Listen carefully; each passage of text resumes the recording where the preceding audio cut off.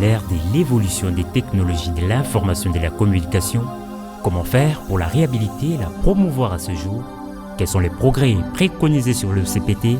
Tentative des réponses avec son administrateur délégué général, M. Jean-Pierre Mouongo, est l'invité de la rédaction. Bonjour M. Jean-Pierre Mouongo. Bonjour Madame Docas. Vous êtes l'ADG de l'Office congolais des postes et télécommunications. Nous sommes à l'ère de l'évolution des technologies de l'information et de la communication.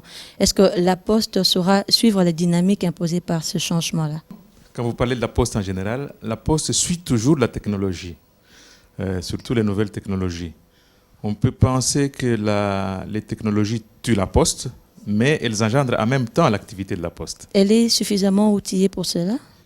Tenez par exemple, on a constaté ces derniers mois, ces dernières années, l'évolution des téléphones mobiles, l'évolution de l'Internet, et les gens échangent par cette voie-là. C'est des nouvelles technologies. La Poste a toujours été l'outil qui met les gens en contact, qui met les gens en communication. Donc l'échange par l'Internet a diminué le volume de lettres timbrées pour échanger les informations. Mais par contre, en ayant diminué le volume des lettres, les gens échangent beaucoup plus de paquets, de colis. Et la Poste est là pour transporter ces paquets et ces colis. On a augmenté le volume d'envoi d'argent.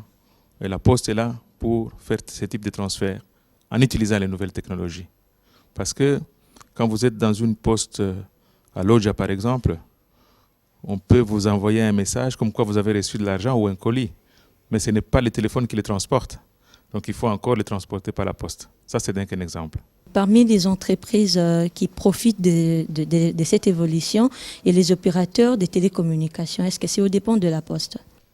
Disons que le marché a suivi les nouvelles technologies. Et donc beaucoup de privés sont entrés dans les transports de courrier et colis. On les appelle les messageries. Il y en a beaucoup ici à Kinshasa et partout dans le monde. Il y a aussi les technologies de téléphone, qui sont des technologies de télécommunication, par lesquelles passent alors les messages qui autrement passaient par la Poste. Tout cela est complémentaire. L'activité a augmenté. Ceux qui ont vu des canaux ou des canaux de marché dans ces activités-là ont pris, mais ça n'a pas tué la Poste parce que la Poste reste quand même l'entité qui est une entité mondiale. C'est une seule entité mondiale avec les mêmes règles pour tout le monde et le même réseau pour tout le monde. Oui, vous dites quand même, mais pour cela, il faut promouvoir la Poste. Évidemment, il faut la promouvoir, il faut augmenter la qualité de service, il faut aussi se battre sur le marché où il y a d'autres exigences que la seule Poste ne respectait pas avant quand elle avait le monopole. Donc aujourd'hui, la Poste doit prendre sa place en améliorant les services qu'il propose aux populations. Et qu'est-ce que vous faites pour faire cette promotion-là? Nous sommes occupés à réaliser ou à lancer un programme qui va durer 4 ans, qui est parti de 2010 à 2014. Et dans ce programme, nous devons réveiller notre Poste. Parce que pour ceux qui sont de mon âge, la Poste qu'on a connue et qui n'est plus la même, ils se rappellent quand même que la Poste est une entité administrative très importante dans le développement d'un pays. Et que ce qu'on ne voit pas à Kinshasa parce qu'il y a beaucoup de concurrence, on devrait le voir autrement dans nos villages. Un bureau de poste est le bureau où tout le monde va envoyer une lettre, envoyer de l'argent ou recevoir de l'argent, téléphoner. Et il y a énormément de villages où il y a la Poste où l'activité ne se fait plus. Donc il faut petit à petit, comme nous sommes retournés dans le maillage mondial de la Poste, et nous avons fait le respect d'organiser d'ailleurs le séminaire atelier sur la qualité des services en Afrique centrale, ici à Kinshasa. Vous avez certainement été là. Et donc, nous sommes retournés dans le réseau postal mondial. Et comme nous y sommes retournés comme pays, nous devons petit à petit améliorer les services et reconquérir notre place dans nos propres villages où il existe encore des bureaux de poste. Est-ce que vous avez les moyens de votre politique? Il faut créer les moyens. Petit à petit, la Poste, c'est du commerce. Nous avons, en dehors de ça, fait inscrire la priorité postale au niveau du gouvernement. Et dans le prochain DCRP, le ministère du Plan, la Poste va apparaître comme quelque chose à promouvoir parce que c'est un élément important pour le développement. Comment entrevoyez-vous mobiliser ces moyens-là? On peut les avoir de plusieurs façons, par le commerce de la Poste lui-même, par des subsidiations du gouvernement ou bien par des partenariats avec d'autres. Dans tous les cas, nous sommes sur la bonne voie pour lancer les 3 services de la Poste, à savoir la Poste du colis. Quand vous ouvrez Internet, que vous allez commander quelque chose, ou bien quand vous ouvrez Internet pour voir si votre frère ou votre cousin qui est à l'extérieur a envoyé un colis, ça peut passer par la Poste. Et nous allons promouvoir l'utilisation de la Poste par le colis postal. Et la deuxième chose, c'est le transfert d'argent, qui est aussi une activité postale, parce que le mandat est un produit postal. Et dès qu'elle devient électronique, on peut faire des transferts par la Poste avec les moyens modernes. Et alors l'État ou les différents gouvernements peuvent utiliser le support postal, par exemple pour payer les fonctionnaires, sans déplacer des masses et des masses d'argent. Et la troisième, c'est rendre la Poste électronique, ce qui est dans l'ère des technologies d'aujourd'hui. Vous annonciez l'activité postale colis-courrier. Qu'en est-il aujourd'hui? Le colis et le courrier fait partie des marchés que nous voulons réacquérir. Parce que dans les réseaux postaux, nous avons des tarifications qui sont plus intéressantes sur un marché, mais ça ne nous empêche pas de regarder le marché comme un marché où il y a de la concurrence. Mais les networks, le réseau postal est un réseau intéressant et peu cher. Pourquoi? Parce qu'il comprend pratiquement tous les pays du monde. Et donc, quand on est avec quelque chose dans le réseau postal, et là, bientôt, quand vous aurez envoyé un courrier ou un colis quelque part, vous pouvez aller sur Internet et suivre votre courrier et savoir dans quel délai il arrive à destination. Ça fait partie de la qualité des services que nous allons mettre en place, que nous sommes en train de mettre en place. Et donc, ça génère des moyens qui, intelligemment réinvestis, font que la Poste congolaise peut repartir sur les 4 à 5 années à venir. Vous parlez de la qualité du service, mais il y a certains abonnés qui se plaignent tout de même qu'ils reçoivent des courriers ou des colis entrouverts. Ça, ce sont des anomalies qui peuvent arriver. Les utilisateurs des postes peuvent connaître quelques petits problèmes, mais je dois dire que les équipes qui travaillent actuellement font un effort de diminuer de plus en plus les anomalies telles que l'ouverture ou les vols. Mais quand on sera entièrement informatisé, les gens peuvent suivre eux-mêmes par Internet le parcours de leur propre courrier. Et c'est dû à quoi ces problèmes-là? Ça peut être dû à la mentalité, à quelques personnes qui ne sont pas de bonne éducation. Ça arrive dans beaucoup de cas. Et comment faire pour réhabiliter la Poste aujourd'hui? Réhabiliter la Poste, quand on parle de réhabiliter, les gens voient souvent la réhabilitation physique, c'est-à-dire le bâtiment.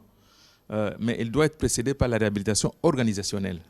On doit réorganiser les choses de façon à être dans les réseaux en se comportant avec les mêmes règles pour tout le monde. Et la conséquence, après, c'est la réhabilitation des bâtiments. Il y en a beaucoup au Congo, il y en a 365, mais aussi l'adaptation aux nouvelles situations démographiques du pays. Là où il y avait 100 000 habitants, il y en a des endroits où de 100 000, ils sont passés à 2 millions. Donc le service postal ne peut plus être le même qu'avant. Donc dans le programme de 4 ans, c'est un programme qui prévoit tout ça. Puisqu'on parle de réhabilitation, comment se déroule la réhabilitation de l'OCPT par rapport à la Poste, justement? Là, vous allez dans la réhabilitation de la société. Oui. Nous sommes avec toutes les autres sociétés qui ont qui doivent se transformer en société commerciale. Nous sommes en pleine transformation et d'ici la fin de l'année, si on doit suivre les règles telles qu'elles ont été édictées par le Premier ministre, l'OCPT va passer au statut de société commerciale. Et là, c'est un processus qui est demandé par l'État qui va se désengager d'un certain nombre de sociétés pour les rendre beaucoup plus aptes à contribuer et à la contribution financière à l'État et à la création d'activités de commerce dans le pays. Vous préconisez des progrès sur l'OCPT? Nous, on ne préconise pas grand-chose. La transformation en société commerciale va donner de nouveaux statuts aux sociétés qui vont leur permettre de pouvoir, par exemple, être présents sur les marchés exactement comme le sont les sociétés privées. Donc, on doit pouvoir rentabiliser, équiper et réorganiser autrement de façon à ce que l'État puisse tirer beaucoup plus de bénéfices de ces sociétés-là. À quand la transformation de l'OCPT? Elle est en cours, comme je vous disais, comme les autres sociétés, les 18 autres sociétés de l'État. Cette transformation va avoir son aboutissement le 31 décembre 2010. Et donc, elles seront dirigées autrement qu'elles n'étaient quand c'était un fonctionnement comme la fonction publique. Le gouvernement s'est maintes fois opposé à l'option de la privatisation de l'OCPT. Si vous aviez le pouvoir de décision, est-ce que vous auriez fait de même? Bon, moi, je ne suis pas parmi les gens qui sont effrayés par ces modes de privatisation, étatisation. Ce sont des cycles économiques. Et à chaque moment, il faut adapter ce qui est le meilleur dans le moment où on vit. Je n'ai pas l'impression que le gouvernement s'est prononcé sur la privatisation. Je sais simplement que le gouvernement a commencé à restructurer les entreprises de manière à ce que l'État ne soit pas que les entreprises ne soient pas lourdement gérées pour ne produire que du coût à l'État. Il faut que ces sociétés commencent à apporter à l'État. S'il faut passer par une privatisation, mais elle doit être régulée. C'est l'État qui doit la réguler. Il ne faut pas avoir peur. Ça s'est passé dans d'autres pays. Peut-être il y aura un moment où on va dire que tout ce qui est privatisé soit réétatisé. Mais il faut chaque fois, et je pense que le gouvernement avait juste, il faut voir si au moment où nous parlons, ça coûte beaucoup moins cher à l'État de passer à une gestion de type commercial plutôt qu'à une gestion de type administratif pour pouvoir rentabiliser ces sociétés. Parce que ces sociétés, c'est ça qui produit de l'argent pour que l'État puisse, avec d'autres ressources comme les impôts des personnes physiques et autres, pour que vous puissiez avoir la route, pour que vous puissiez avoir l'éclairage. Ça ne vient pas nécessairement et surtout pas des aides extérieures. Les facteurs, on ne les voit plus assez. Que faire pour revaloriser cette profession? Vous ne les voyez pas assez. Certaines personnes le voient. Nous sommes passés d'une ville d'environ 400 000 habitants à une ville qui a dépassé les 6 millions d'habitants. Et donc, il faut, pour voir des facteurs correctement, il faut que la ville soit adressée. Il faut qu'il y ait des adresses. Nous travaillons, par exemple, sur l'adressage par code postal. Quand vous habitez avenue Lumété numéro 4, c'est dans une zone postale, avec un code. C'est ça qui permet à ce qu'un facteur puisse se rendre à moto, à pied ou à vélo, ou même en véhicule, pour rendre un colis, pour rendre un message. Mais quand nous avons une ville de 6 millions d'habitants où l'adressage n'a pas été fait, il y en a certainement qui ne vont pas voir les facteurs parce qu'ils ne peuvent pas y arriver. Mais dans les axes principaux, les facteurs ont recommencé à travailler. Vous ne les voyez pas parce que le courrier n'est pas encore à un volume assez important, mais au fur et à mesure que le volume augmente, au fur et à mesure que vous allez les voir dans vos villes. On recommençait à travailler, ils avaient arrêté à un moment? C'est-à-dire que l'activité baissant, parce que la Poste dépend de l'économie en entier. La Poste dépend des systèmes de transport, dépend des systèmes d'énergie, parce que s'il n'y a pas de routes, s'il n'y a pas de rues, s'il n'y a pas de trains, s'il n'y a pas d'avions, on ne déplace rien. Donc, au fur et à mesure que les choses sont en train de s'améliorer dans les autres secteurs, au fur et à mesure que nous aussi, on est en train de remonter en volume. Oui, mais leur nombre doit être proportionnel aussi au nombre des habitants. Absolument. Mais au nombre d'habitants, mais au nombre surtout du volume qu'on a. Si le volume est de 400 sur 6 millions d'habitants, tous les 6 millions ne reçoivent pas ce volume-là.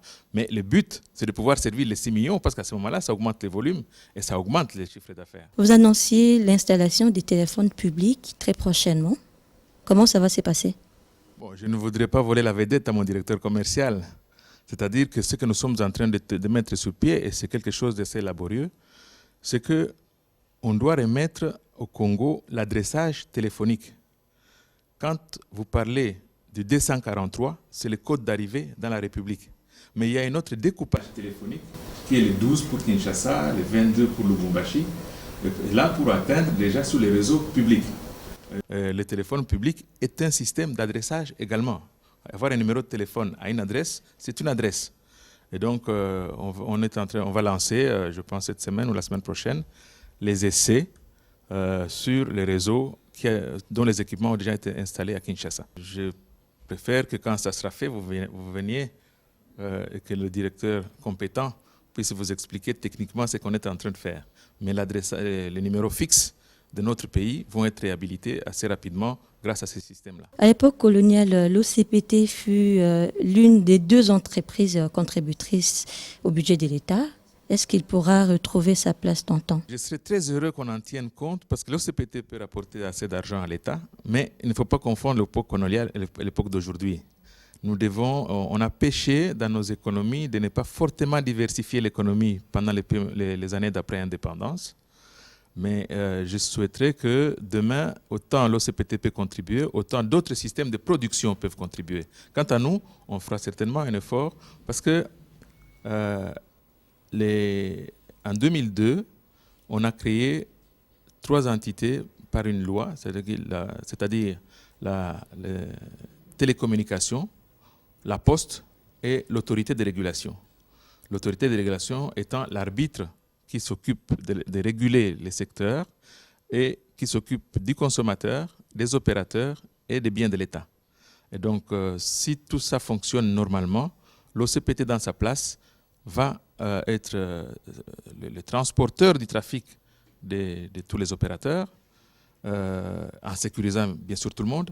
Et de ce point de vue-là, l'État peut avoir un regard assez positif de ce que peut rapporter ce secteur-là et donc augmenter ses possibilités financières du secteur de télécommunications ou de la poste. Monsieur l'ADG, je vous remercie. Je vous remercie aussi.